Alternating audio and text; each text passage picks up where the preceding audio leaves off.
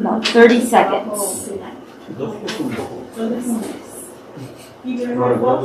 No, nos vamos a mandar, creo que nos lo mandaron. ¿Y qué día es? ¿Un día de Unos 2 exámenes en jueves. Hello everyone, welcome to this week's Friday lecture in the Center for Latin American Studies. I'm Alberto Diaz-Calleros, director of the center. We're going to have today Professor Claudia Nunes Duarte dos Santos speaking about Hantavirus, development and novel reagents for improved diagnosis and prognosis outcomes. Thank you, those of you who are joining us through YouTube. Please kindly note that the webinar is being live streamed and will continue to be available for the public through our class YouTube page after the event. And please do submit any questions or comments you might have on the YouTube chat, and I will make sure that I give them to our speaker during the Q&A session. I want to do a little bit of a different plant acknowledgement today. We had a wonderful event here at Stanford over the past weekend, which is the powwow. It was its 51st anniversary. It was back in person after having to suspend the in-person powwow. It is a very important gathering for the different indigenous groups that are in this area, so I encourage you to visit the powwow webpage, and for those of us who were able to have the joy of going there, it was an incredible celebration. There is now a YouTube land acknowledgement in Chochenyo language. I will share that to you probably next week, but today I just want to read you the translation. Stanford University recognizes that it is located on the ethnohistoric territory of the ancestral and territorial land of the intermarried Huichon Tamien Ohlone speaking people, and the historic sovereign previously federally recognized Verona Band of Alameda County, presently identified as the Muwekma Ohlone tribe of the San Francisco Bay Area. This land was and continues to be of great spiritual and historical importance for the Muwekma Ohlone tribe and the other familial descendants of the Verona tribe. We recognize that every member of the greater Palo Alto community has and continues to benefit from the use, the occupation of this land since the institution's founding in 1891. Consistent with our values of community, inclusion, and diversity, we have a responsibility to acknowledge and to make known through the various ways that Stanford has available our relationship to the native peoples. As members of the greater Palo Alto community, it is vitally important that we not only acknowledge and commemorate the history of the land on which we live, we work, and we learn, but also that we recognize that the Muwekma Ohlone people are alive and flourishing members of these Palo Alto and the broader Bay Area communities today. I invite all of you to take a look at the Native American Cultural Center webpage here at Stanford, the nacc.stanford.edu, if you want to learn more. And I also, since we have a speaker from Brazil today, encourage you to look out for one of our Tinker visiting professors from a couple of years ago, Aparecida Vilaza, who wrote a Casa de las Américas award-winning book called Paletó Memorias de Meu Pai Indígena.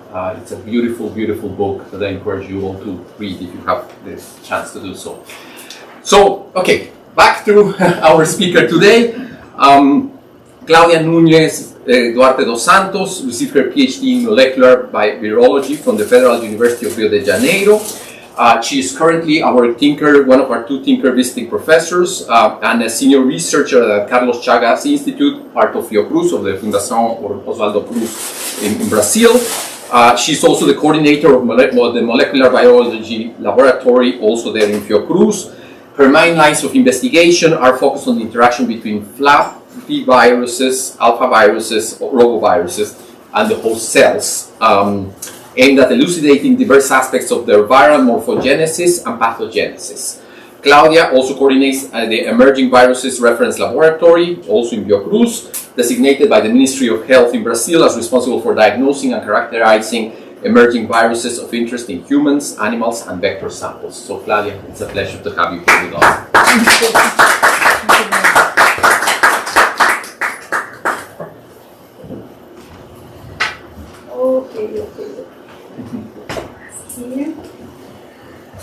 First of all, I would like to thank for the invitation to be here, and I should say that I'm very honored to be here, and interacting with you and people in Bolivar House. And secondly, I would say that my presentation today may be a bit outside of scope. All the presentations you've seen here at the Bolivar House. As I will talk about some medical and biological aspects related to emerging virus, focusing on Hantavirus. Nevertheless, as you will see, there are social implications as vulnerable populations are disproportionately affected by hantavirus infection. Okay? Then, let me start. This is this beautiful Moorish castle. This is a Fundação Oswaldo Cruz in Rio de Janeiro. It's our main campus. And Oswaldo Cruz Foundation, or FIOCRUZ, has as main mission produce, disseminate, and share knowledge and technologies attempting to strengthen and consolidate the Brazilian public health system. Also contribute to the improvement of health and quality of life of Brazilian society, aiming to reduce social inequalities. This is the main mission of FIOCRUZ. If you have the opportunity to visit this castle, it's something really, really beautiful. Everything is original for its the time of having built. I've been working in FIOCRUZ for the last 40 years, and okay, I have to, that's my fault, because I'm changing here, but I'm not changing here. Oops. Okay. So FIOCRUZ is a scientific research institution affiliated with the Brazilian Ministry of Health, and one of the most prominent biomedical research institutions in Latin America. FIOCRUZ is also a major producer of therapeutics, delivering around 200 million doses of vaccines and more or less 2 billion pharmaceuticals every year. So we will have not only research, teaching, but also producing activities. As you all know, geographic area, Brazilian geographic area is really very vast, and we have regional, FIOCRUZ regional unities distributed all over the country, because we have so many different ecological or geographic or climatic features in all these regions that FIOCRUZ has as a strategic program to have regional unities in all these regions. And the main goal, or the main mission of these regional unities is to work or to perform research focusing on regional problems, regional public health problems, because they are so diverse, so different, depending on the region, the geographic region, that FIOCRUZ thinks that's very strategic to be present and to help people in these regions. Here is the main campus in Rio de Janeiro, and 21 years ago we moved from Rio de Janeiro to the south of Brazil, to Paraná State, to create the FIOCRUZ South. And we've been, I have to do this, sorry.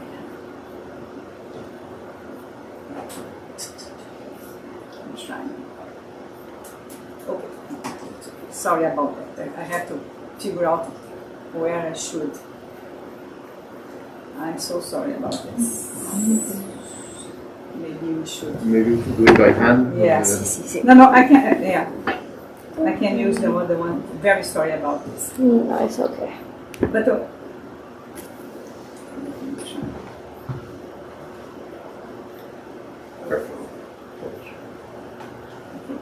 you did or I did? I think she did it. Yes. Can you just put your devices now? I use this. Okay, this is the Carlos Chagas Institute, our unity in Paraná State. You can see here our website and my email if you have questions or would like to to have more information about our activities and what we are doing.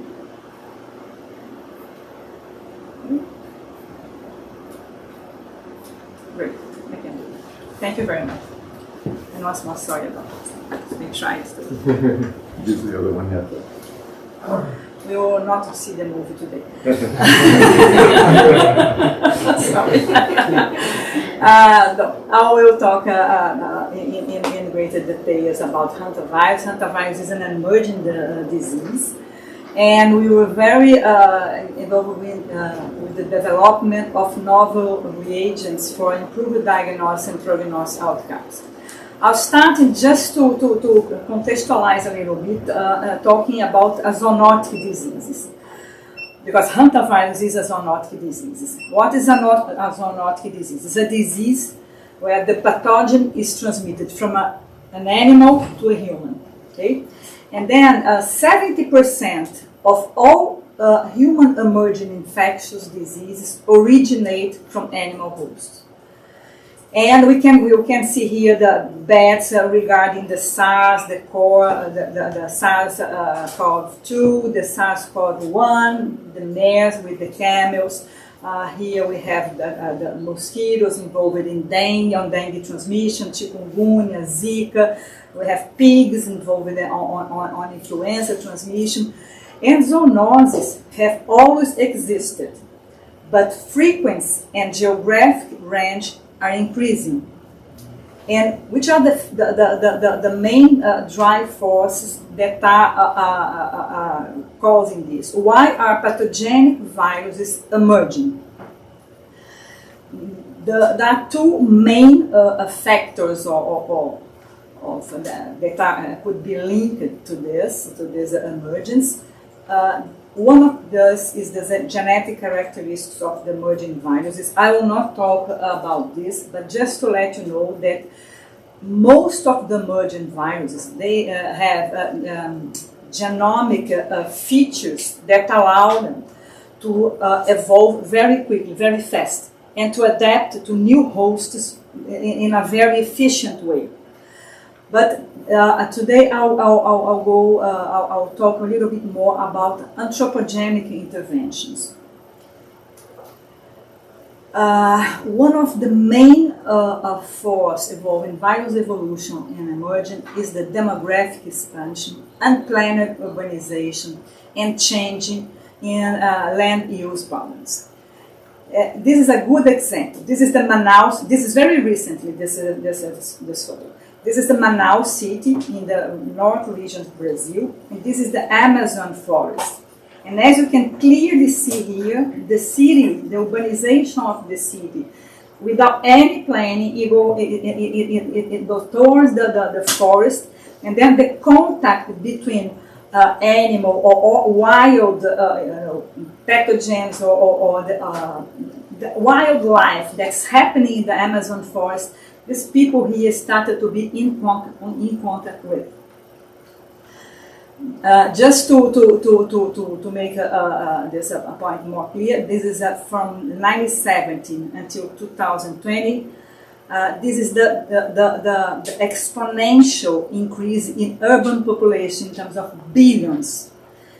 Here is separated by region, but overall we can see here how population is growing in globally. And this kind of scene will be more and more frequent in the next few years. Okay. I have to go there. Another mechanism or drive force that's linked to viral evolution and emergence of these pathogens is destruction of the biodiversity and global warming. This is something really dramatic. We all know that climate change is directly related to the zoonosis diseases increase. This picture here, we at least in Brazil, we see this kind of picture, this kind of situation almost every day in the news. Okay? And to give you an idea, this is a site that's a very good site about all the natural environment in Brazil and how the destruction of biodiversity is happening. This is it's called Map Biomes. And to give you an idea, only in one day, it was, I think, the 31st July, around, I cannot read from here. 31st July. Yes, for the 31st July, more than 2 million trees have been destroyed in a single day. In a single day. Just to and this, of course, if we are destructing environments where viruses are circulating in a restricted way, in a restricted environment, and we are be in contact with this pathogens. Another point that I would like to highlight is the change in virus reservoir population dynamics. We have this cycle that we call enzootic or sylvatic viral transmission cycle. What does it mean? It means that virus circulate in the wild, in the forest, between mosquitoes and small wild mammals. Viruses are there. These small mammals, most of them, they are not. They don't have a clinical sign. They don't have diseases, and the virus circulates there in a restricted way, in the restricted cycle. Once we go inside this environment, we are being in contact with this enzootic or sylvatic cycle. Then we are going inside by ecotourism, by hunting activities, or even, this is something that's becoming very common in Brazil. I don't know here in the US, it's go inside forests to hug trees. You know, to have this energy transference. I never did this, but maybe. But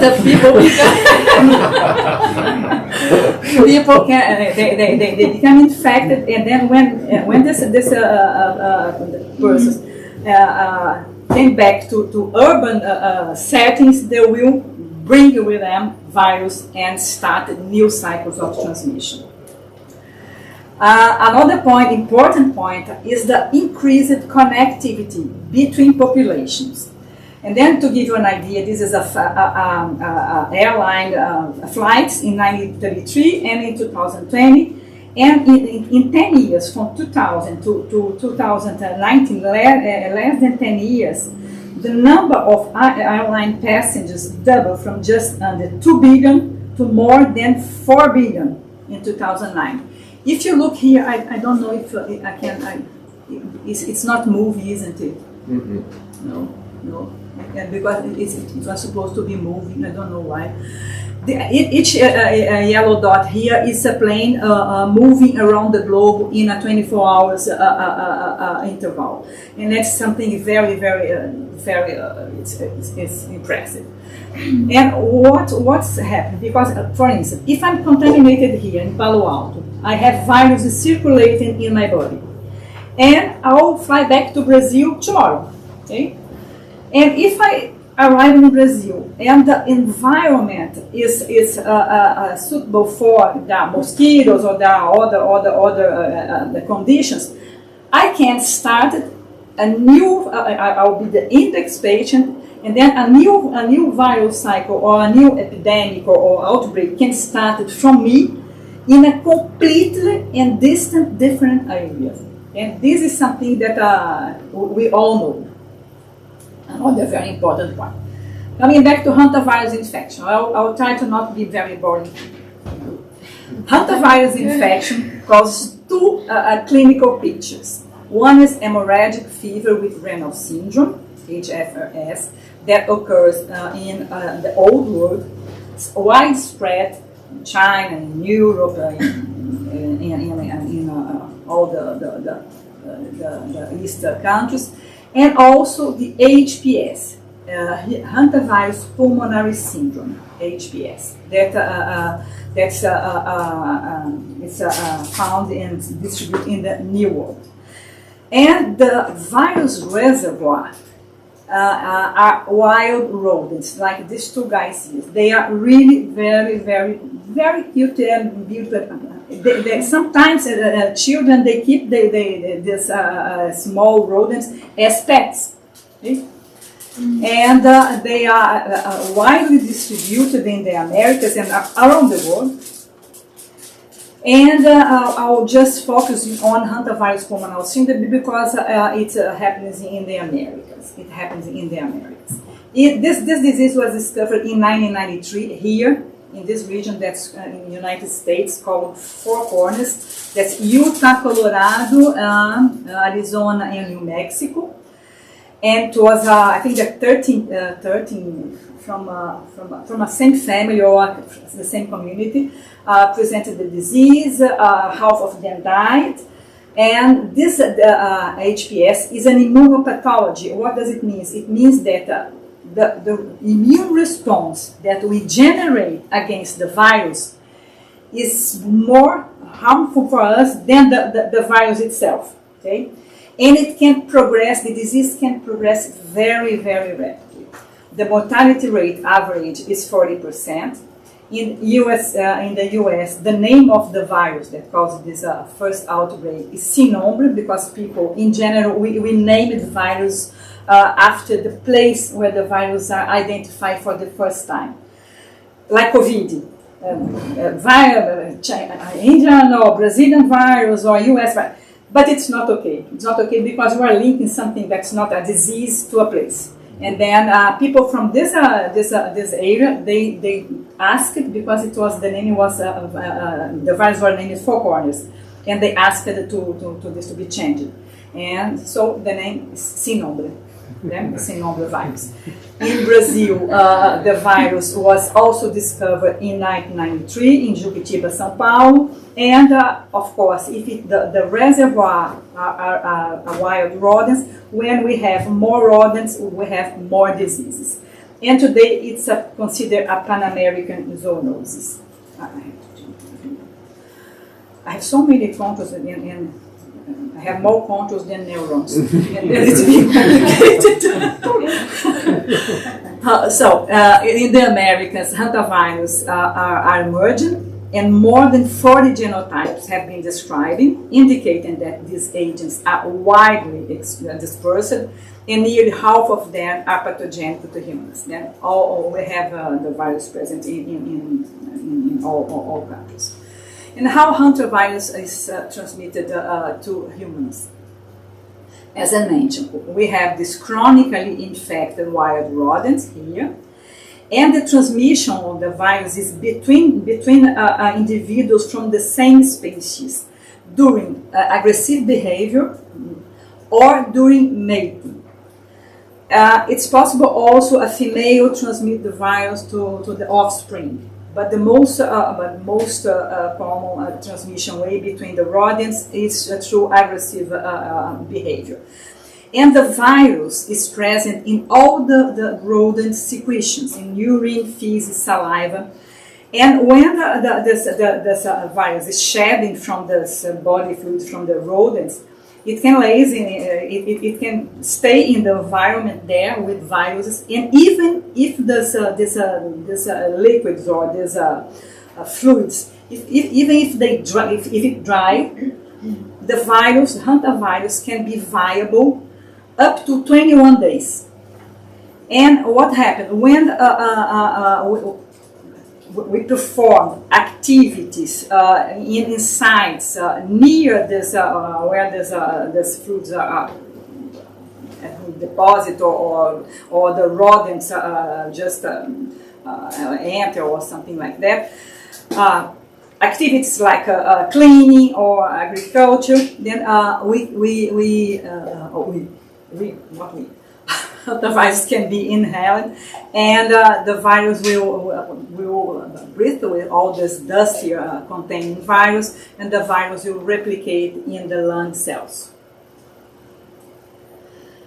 Okay, I put this brochure here just to the potential sites of hantavirus transmission. This is from the Public Health of Paraná State. It's distributed for people that work in the field, because most cases related to hantavirus infection is related to agriculture occupational exposure. Okay, it's people that work on agriculture or in rural areas.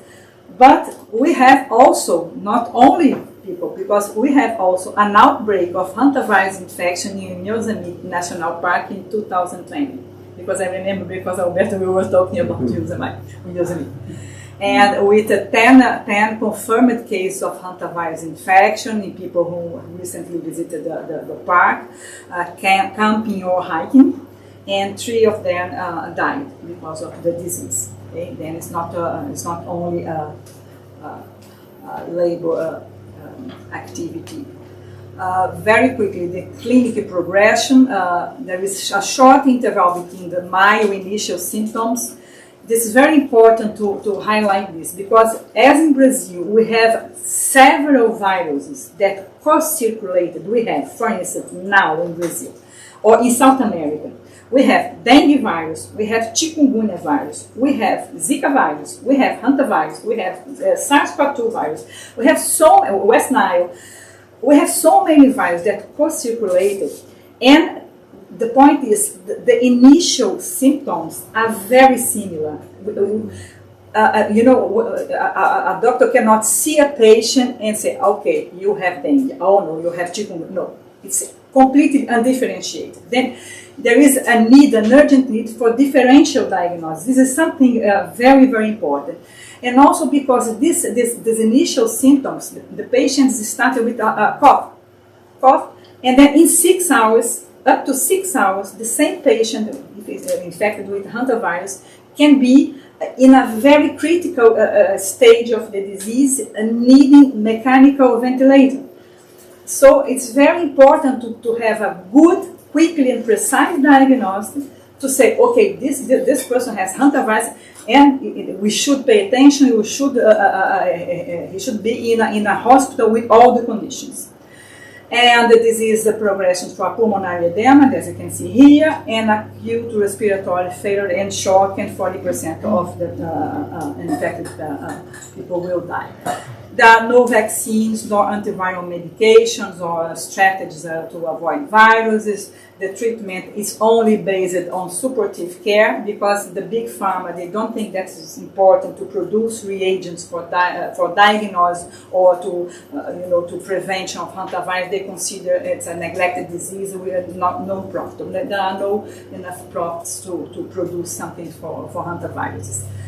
The prevention is mainly based on minimizing human exposure to the saliva, excreta, or rodent fluids, or rodent itself. And the initial symptoms, we need urgently differential diagnosis, as I just mentioned to you. Okay, in Brazil, when we moved from Rio de Janeiro to Paraná, our commitment, we were very committed to study or to perform research on relevant regional public health problems. Then, at that time, hantavirus cases, the Paraná was the state which the highest hantavirus cases in Brazil, but not because there are more hantavirus there, because the surveillance system was more efficient, more active. Then we started this is Araucaria virus, this is the virus that we studied, we described it, and we named it. People there, they have no idea about which virus circulated, the rodents that were involved in the transmission, the distribution. They knew nothing. They knew that there were cases, but no details about the virus or the rodents. And here, upright here, is a Paraná map, and in this region in red, the most of the hantavirus cases occur. And why most of the hantavirus cases occur in this region? It's a region that mainly the main activity is pinus. It's pinus forest for extraction, wood extraction. And from times to times, when it's, I don't know how high the trees should be to, the owners, the farmers, they of these pine tree plantations, they contracted these temporary workers that are here, and to perform the cut of the pines. Then you have this forest, everything in balance, rodents, animals, virus. And a couple or 3 weeks after, these are the scenes all the, you know, the felled trees lying in the ground, no more forest. You can see here, this is a forest, this is a district. And we are working with people from the state here to check these workers for hantavirus antibodies. And these workers, they camping, they stay there, they work in these very, very precarious conditions. They stayed for some weeks or a month, I don't know how long, in this kind of tents, you know. Here we can see clearly all the trees that fell here. And they camp in these very, very, very bad conditions. And what happened? The rodents that were living here in the big, beautiful forest, eating the small pinus fruits, there are no more food available. They need to eat. There are a population of rodents in this area. And then with this condition, rodents enter in the camping tents to seeking for food or water or whatever.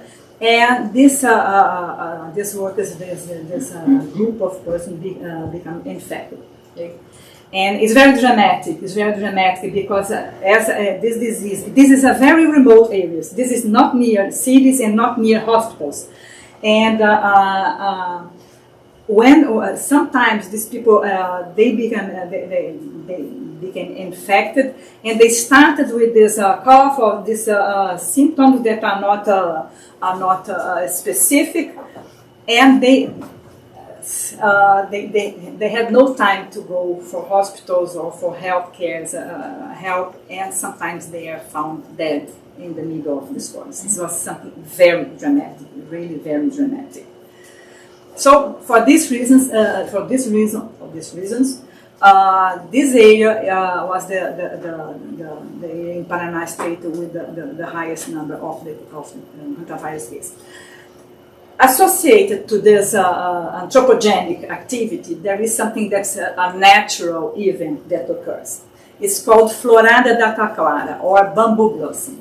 I don't know if you are bamboos, depending on the species. The flowering can happen every 10 to 150 years, depending on the species. And there's a bamboo trees that we call taquara. It's very common in south of Brazil and South America. And the flowers, there is a 30-year interval between flowerings on these bamboo trees. And these seeds here are very, very attractive to rodents in the area. And the rodent reservoirs surge and correlate with human infections. And if a rodent can acquire high population densities around human habitations, because sometimes these trees, there are houses around. Then when these rodents are attracted to eat the seeds, it can enter in houses, and it's very dramatic. I saw some photos that many thousands of rodents, not 100,000. And to give you an idea, this was a surprise, but we cannot. I had no time in here. Then this is a guará wolf that was hit by a car here in a region in Paraná state near this Florada when the Florada was happening. And when the veterinarian opened, there were 29 wild rodents found in its stomach, showing the availability of food of this Florada. And another thing that's really interesting is that hantavirus was described in the Americas in 1993. But there is maybe it's a kind of anecdotal evidence. Once I was working in Chile, and I was talking with a professor. And he also was a specialist in hantavirus, and he was telling us, okay, you know, the native people here in Chile, they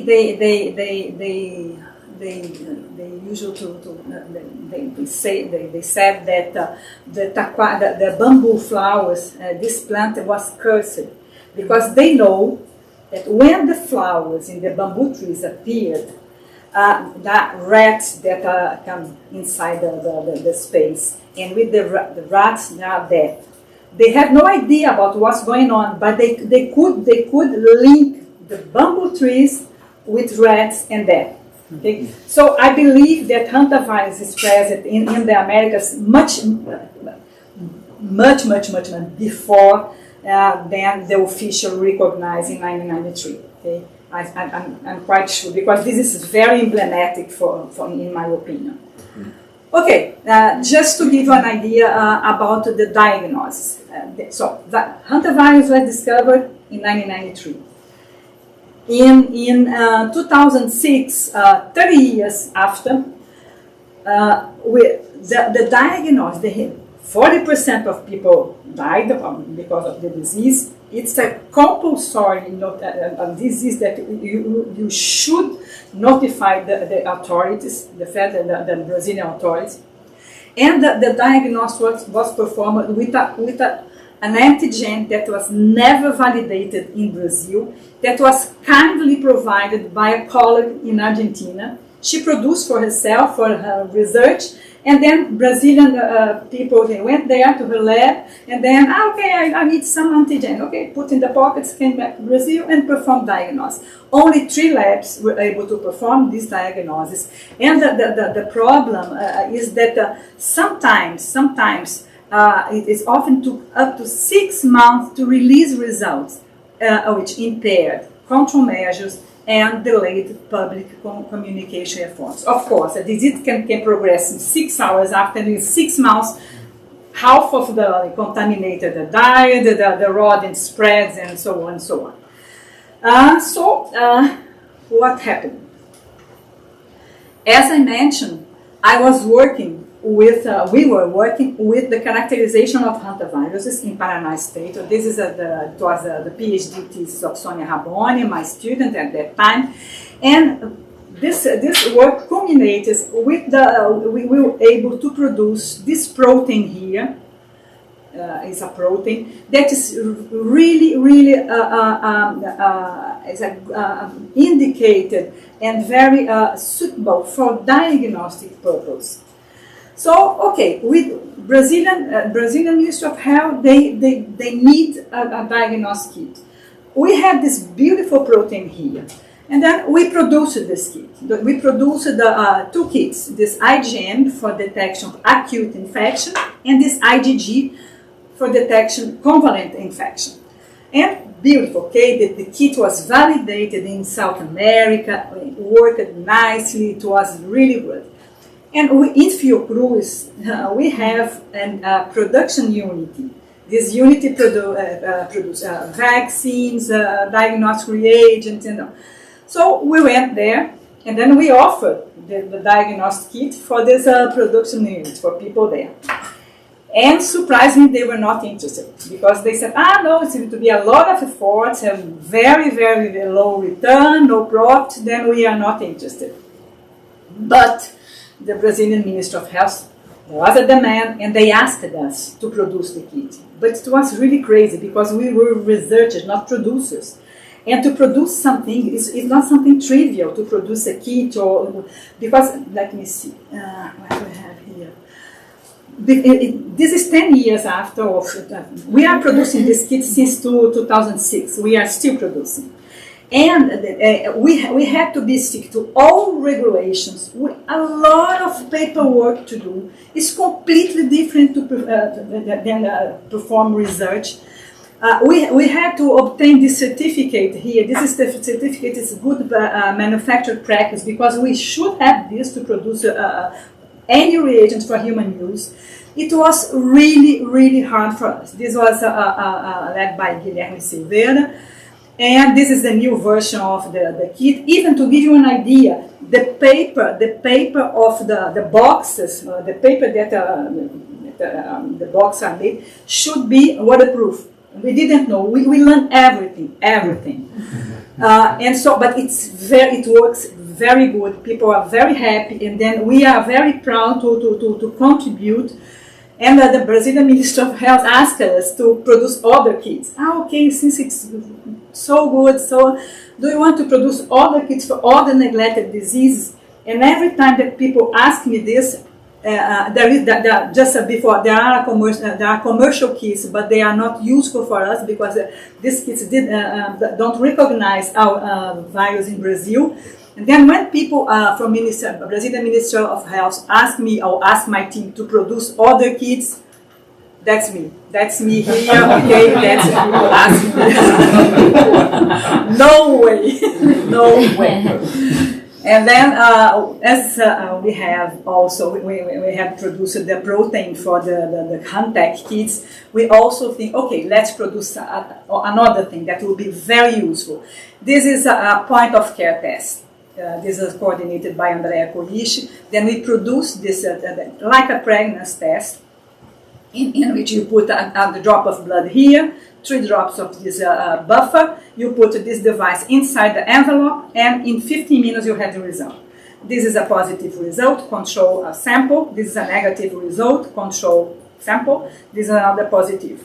We validated this device this device is able to recognize all viruses that circulate in South America. That's very useful. We are sending to Argentina people, Uruguay. People ask us and we send. And this is very useful because, as I mentioned, patients, we have to have this differential diagnosis. And then when we can perform this in hospital settings, the patient arrives there, we can just put a drop of blood, and in a few minutes we will know if this person has or not hantavirus. And if he has hantavirus, it's very important to know because we have dengue and hantavirus co-circulated in most part of Brazil and South America. And what happened? The treatment of hantavirus is to avoid liquid, and the treatment dengue is to give liquid. Then we have twice patients co-infected with dengue and hantavirus. So we have to have something very, very well, controlled, because you can kill the patient because of the liquid if you give, or you can if you don't give. So this is something that we think is very useful. And also in the field. I mentioned then every time that we have a positive case, we have to go to the field, to the site of infection where the person got infected, and then we have to go there to trap rodents, to see the site of infection, to avoid other persons to be in contact, and to implement or deploy educative measures, and so on. And with this device, we are able to go to the field, to trap the rodents, to know in 15 minutes if they are positive or not. And what? If they are negative, most of them are negative. And until recently, we all of them are killed. We have to, because we have no ways to know. And now we can release those that are negative. And then we will not perturb the balance of the diversity of the rodents in this place. So we contributed. Now all these labs are able to perform diagnosis for hantavirus, and then the results are released very, very, very fast.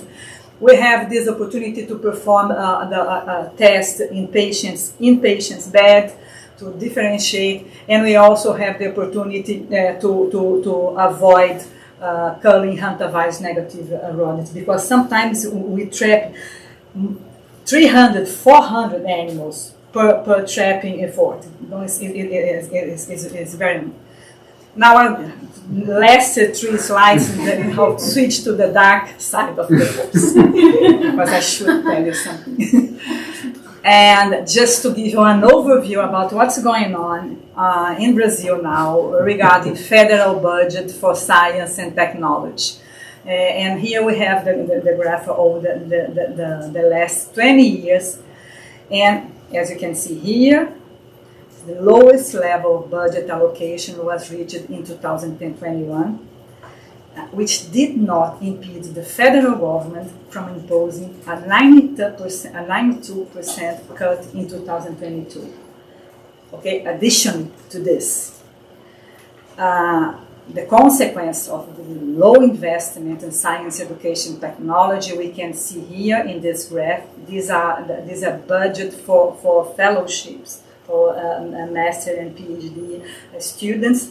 Look this, the lowest allocation from years and years. And this is something impressive. This is a monthly scholarship. They have not increased for 9 years. And this is the salary of a master's student is $300 per month, and a PhD is $440 per month. This is nothing. A person cannot live, even in Brazil, cannot live with this. This is a shame. And what happened? What's going on? People, they don't want to do a PhD anymore because it's really very hard. These people, they have families, they have to pay bills, and the salaries are ridiculous. And also, we are witnessing the brain drain. People are just leaving Brazil to perform their activities in other places. This is really sad. This is the first time I'm working on science, on research for more than 40 years. This is the first time that I'm seeing this. And here's Brazil. We have 10 PhDs for 100,000 inhabitants. We are located here, very low in this scale. This is research per million. This is the total of country budget, just to show you we are here. And I think that it's something that really I'm very sad and disappointed and whatever. And I'll finish now. I'll talk about this. This text is about hemorrhagic infectious disease. That Hantavirus is an hemorrhagic disease. And it's said that in primitive societies, a victim of one of these diseases is placed alone in a hut, with ample food and water left at the doorstep, on the theory that those who will recover will soon be able to feed themselves. If the food is untouched for more than 3 days, the hut is burned. And I think that we are living times when we restarted to burn huts, because we are moving backwards in Brazil. And then this makes me very worried and very sad. But maybe we can change the situation, and we can have hope, and in a few months, maybe we will have a different reality. Okay? And thank you very much for your attention.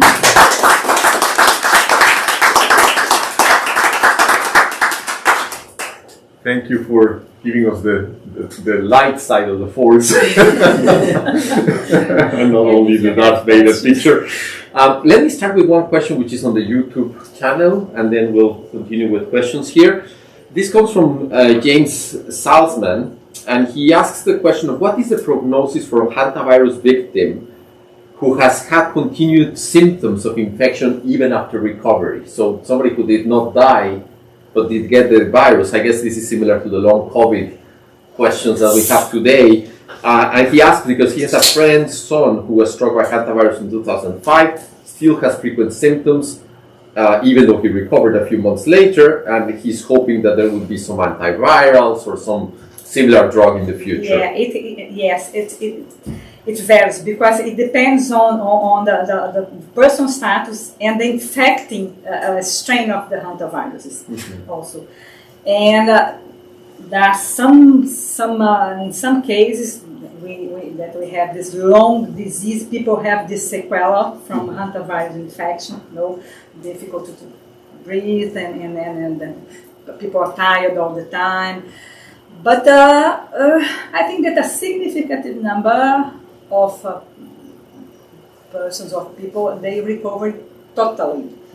Because we interview people in this forestry, in this group that works there, and many of these people, they recovered totally. And I have to mention that there are not non-pathogenic. There are hantavirus that co-circulated in Brazil and in South America also, and in the US also, that are not linked to human infection. And we discovered that people enter in contact with this or less pathogenic, and they have antibodies, and this could help when they get infected or get in contact with the pathogenic hantavirus. But it's very valuable. People can stay with symptoms or with sequela for a long time. But it depends on the strain and the immune conditions or the genetic of the patient. Okay.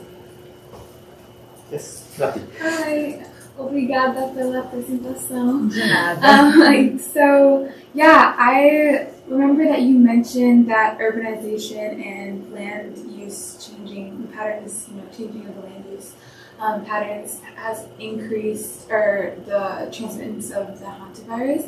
So I was kind of interested in what you recommend is the ideal like design, I guess, not of the city, but I guess like you said the juxtaposition of the Amazon and the town was like creating interaction between the two groups. So Yeah. what do you recommend? It's not my field of expertise, but there are a lot of people work on this. You can exploit or you can use the land in a rational way, in a sustainability way. I don't know if I'm saying this correctly. And keep keep the wild environment, or trying to maintain the trees or the environment, not go inside.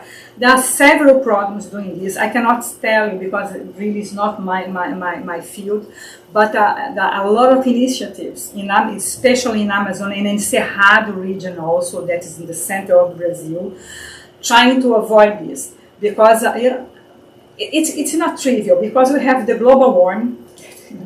Now I was telling now I know everything about emerging virus because it's in my classes. Due to the global warming, the mosquitoes that transmit dengue, for instance, they are much more competent to live more, to fly to longer distance, to higher distance, and to have cycle the virus should replicate. Before it replicates 14 days, now it replicates 10 days. Then, this is everything linked to this global warming, the destruction of biodiversity, and I cannot tell you how to manage this. We all know that we should avoid this, but how to do this in a rational or in a planned way, I don't know. The main drive force for emergence is demographic expansion for all emergent viruses. This is the main drive force. There are a lot of studies showing this. And I'm sorry, I cannot tell you exactly. Yes, Beto. You mentioned this a little bit about the difficulties working with governments. It seems to me that governments only respond to viral outbreaks like H1N1, Ebola, Zika, and the COVID-19 pandemic only after high mortality rates make it sort of difficult to ignore. Could you talk about difficulties as researchers and health officials in dealing with the governments in addressing the virus before they sort of reach these global proportions? You are exactly, and I'll tell you a short story. When I moved to Curitiba to start with working on emergent virus, I asked for my PhD advisor a slide that all conference at the end he showed the same slide, and I started to show this slide 21 years ago, and it's exactly about this, because all the interventions are isolated, not coordinated, and after the problem happens. The response are not horizontal, are vertically the response. Exactly. Because this is everything was previewed. We knew that it would. And I'll tell you more. We will have another pandemic related to arboviruses. We will have this. For instance, in Brazil, dengue 2 that is circulating is very, very virulent. It's the first time that we have many thousands of cases. And the authorities, of course, they know. We can't do mathematical models to preview this. There are historical data. We can work on phyloevolution, on genetic evolution. Everybody knows. But it's always like this. The measure or the countermeasure after the fact, not to prevent, just to the measure are to mitigate the damage, not to prevent the damage. Okay? And now it's of course worse. Let's see. Obrigada pela apresentação. The map that you showed with the states that have the technology to diagnose and have the clinics, they're mostly located in Sudeste, Sul, and not as much as in the northern regions, especially in the Amazon, which is, I think, one of the big problems is in Manaus. And so I was thinking, with the short interval that you mentioned between mild and severe disease cases, how did the COVID pandemic affect those death rates? Because especially in areas where you have like UBSs without much technology and stuff, like how do you reallocate people to other places with more technology? Yeah, it's a very good question. COVID-19 affect a lot because both diseases are pulmonary syndromic diseases. And Amazon region, because Amazon, the map when it showed the Brazilian north, because most of the north region, the Pará and Amazonas, these are forests, they are more wild. But now the diagnosis is decentralized, they can perform in a very efficient and fast way. But there are a lot of patients that are co-infected by SARS-CoV-2 and Hantavirus, and it's very complicated. Mm-hmm. But now with this diagnosis, we can differentiate both. Mm-hmm. Okay, the outcome is not. It's not good. The prognosis is not good at all because this person had two viruses replicating in the line. But it's not Sudeste. You know, the National Reference Center for all arbovirus or emerging viruses is located in Pará. It's in the Oswaldo Chagas Institute in Pará, Belém. Mm-hmm. So they have the biggest collection, all the tools, the reagents. They are we call the national reference lab in Brazil. We are regional. They are. So, but I think that it's very efficient now. We have all people from FIOCRUZ and from LACENS, central laboratories in state laboratories, they can perform. But the question that you just mentioned, COVID and Hantavirus, yes, we can differentiate, but we can. It's a bit hopeless in terms of treatment and management. It's complicated. It's really complicated. The last bad news. I wouldn't say good news, but the last bad news is that Hantavirus. Since 1993, I think we have confirmed 5,000 cases of Hantavirus. It's not like dengue. Mm-hmm. So it's not as frequent as dengue, as frequent as chikungunya. Mm-hmm. Less menos mal. Okay. So we have a comment from James Salzman again, just saying that he thinks it seems that we need COVID level fundings, even for these antiviral therapies or for other, I guess, diagnostic of hantavirus and Zika virus and all the other infections. It seems we only concentrated on the funding when it was COVID, and these things could disappear again. The feeling that we have in Brazil, that after COVID, all the disease disappeared. Mm-hmm. All other disease. We had only COVID-19. Mm-hmm. Dengue, everything disappeared. If that's true. Mm-hmm. We before 3 or 4 years before, we had a good financial support for this neglected or emerging disease from the federal agencies to study dengue and so on. It's not trivial. It's not. We discussed it. Dengue. Now the big farmers are interested because we have dengue spreading, but they have 4 serotypes and they have this enhancement phenomenon. Sanofi Pasteur developed a vaccine against dengue, for instance, and so on, distributed to Philippines and Brazil. Then it ends up that the vaccine worsen the cases, okay? Because they didn't perform previous studies enough. They didn't have the data, enough data to guarantee that the vaccine would be good.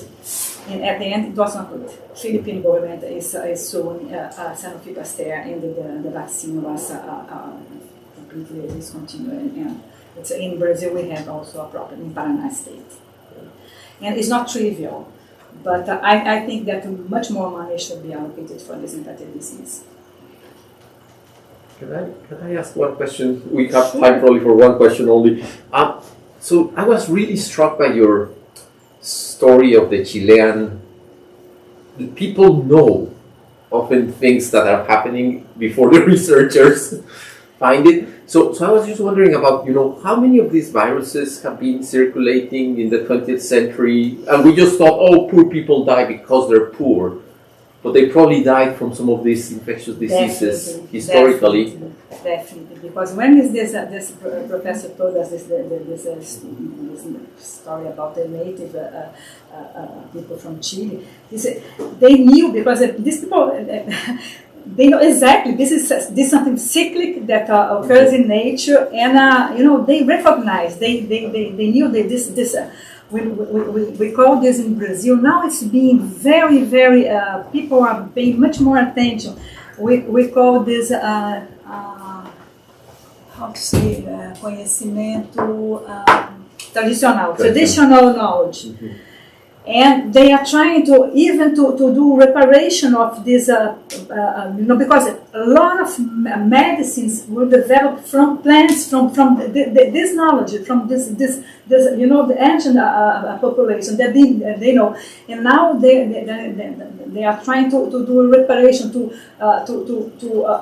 share even profits with people that discover or use the plants or extracts or things for the first time. This is something that they, of course, this is something very interesting, because a disease that was discovered in 1993, and I think that 200-300 years ago they knew that something wrong was going on. So we have to stop the formal part of our presentation, but we've listened to Claudia. Please come on this side. Sorry. Claudia dos Santos, and I invite you to again, visit our other YouTube recordings of some of the talks we had this year, and we are meeting until 2 weeks from now with our other Tinker visiting professor, Christian Belay. So thank you so much, Claudia. Thank you.